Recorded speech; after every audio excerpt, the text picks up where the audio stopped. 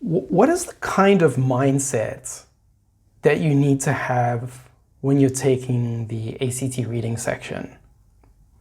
The ideal mindset is one which is very objective, very fact-based, and not influenced by anything outside of the text. If you can follow that, if you can be as clinical and as precise and fact-based, evidence-based as you can, you're going to do well in ACT reading. Okay, let me give you an example of the sort of ideal characteristic of, a test taker who will do very well in the ACT versus someone who won't do very well. So the high-scoring test taker reads the text and is extremely literal, right? They don't add anything to the text they read. If the word says big, they think big in their head. They don't think large, they don't think overwhelming, they don't think bad or good. They think big. That's it, they're literal. Now, I understand where this kind of issue comes from, this subjective issue when kids read the text and they say things like, but, Mr. Kobe, isn't it between the lines? Isn't it implied? And then I always, shout at them and say, no, don't imply anything, because you never should, right? All you have is what's in front of you and what it literally says. So when you're working through a test, I want you to repeat this mantra, right? Be literal, be objective, be literal, be objective, right? What it says is what it is. What it says is what it is. Okay, just to kind of prove to you why it has to be that way. Imagine this exam was subjective. So subjective would mean, my interpretation is just as valid as yours. It's an opinion-based exam.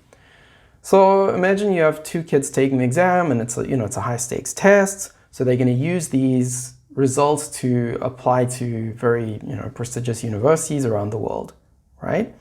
Now, imagine, one kid gets one question right and another kid gets that exact question wrong. And that's sort of the difference between, let's say, a 36 and a 35, right? What's to stop that kid who got a 35 then turning around and suing the ACT and saying, my interpretation is equally as valid as the kid who got a 36? Well, there'd be nothing stopping them because this is a subjective exam.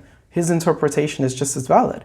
So of course they could never do that, right? The ACT could never have a test that was like that was open to interpretation. So that means every single correct answer must be 100% supported by the text.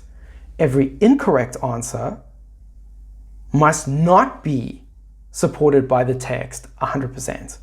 Okay, that's the only way it could be, right? You couldn't have two answers which potentially could be correct. Otherwise, you've destroyed the validity of your exam as a way of evaluating students, right? So that's what you must do. You must remain objective when you do this. Let me give you an example of someone who's, would be a terrible test taker. So, like passage one usually in the ACT is a literature one. So, sometimes we have, discussions about, two lovers, for example, and they're breaking up. I've had students say to me, Mr. Kobe, I myself have just had a pretty intense breakup with my boyfriend or girlfriend. I'm going to use that to unpack what I've read here. That's a terrible idea. You should never do that. Okay, that's really not a good idea. Don't insert anything which is outside the text into the text. Be literal, be objective. That's the key. I always tell kids the ideal test taker for these standardized tests, be it ACT, be it SAT, is a robot.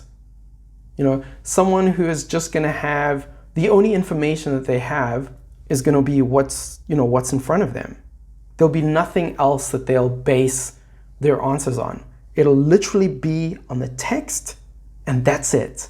No feelings, no emotions, no hunches, just literally what does it say? Okay, so remember that. When you're reading this test, keep your mind clear, keep your mind focused on what's on the paper, right? And if you ever catch yourself straying away from the paper and saying, isn't it saying? No, it isn't. Is it saying? What does it actually say?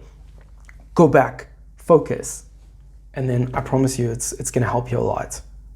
Okay, I'm going to talk in another video about what it looks like, right? What a correct answer looks like.